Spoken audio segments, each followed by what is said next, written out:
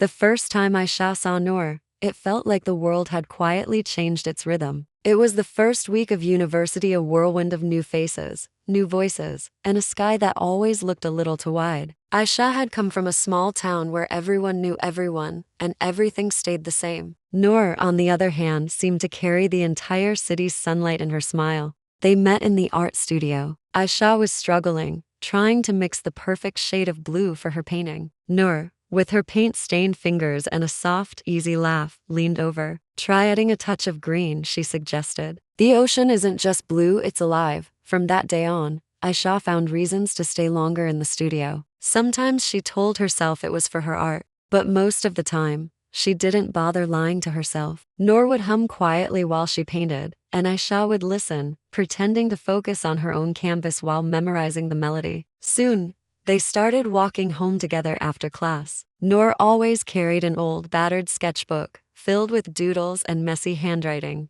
"These are my thoughts before they learn how to behave," she'd say with a laugh. Aisha wanted to tell her she never wanted her thoughts to behave, that she loved them exactly as they were, but the words always got stuck in her throat. Weeks turned into months. One evening, after a long day of painting and too much coffee, they sat on the rooftop of their dorm building. The sky was a masterpiece, streaked with orange and pink. Noor looked over at Aisha and said softly, "Do you ever feel like you're standing at the edge of something big? Like life is about to change, but you don't know how?" Aisha just nodded. All the time.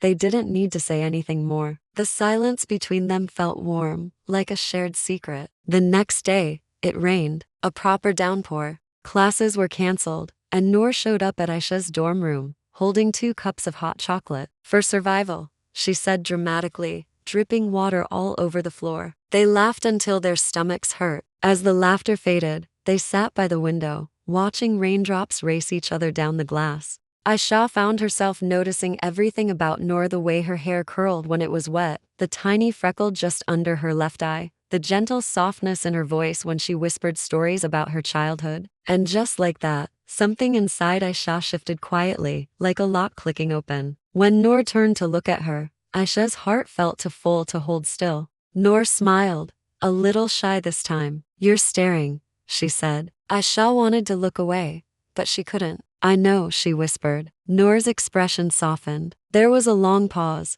as if the whole world had stopped breathing. And then, Noor leaned forward, just enough for Aisha to feel her breath. Aisha didn't think. She simply moved closer. Their foreheads touched first, a small, trembling connection. Then, slowly, their lips met. It wasn't dramatic or cinematic. It was soft, uncertain, and filled with the quiet realization that something new had just begun. Outside, the rain kept falling, but inside, everything felt perfectly still. When they finally pulled away, Noor laughed nervously, her cheeks flushed. "I think that counts as art," she said, trying to hide her smile. Aisha laughed too, and for the first time, she wasn't afraid of how she felt. She realized that love didn't always have to shout to be real. Sometimes it just whispers, and that's more than enough. They didn't label what they had. They didn't talk about the future or the world outside their little bubble. They simply painted, walked, laughed, and sometimes held hands when no one was watching.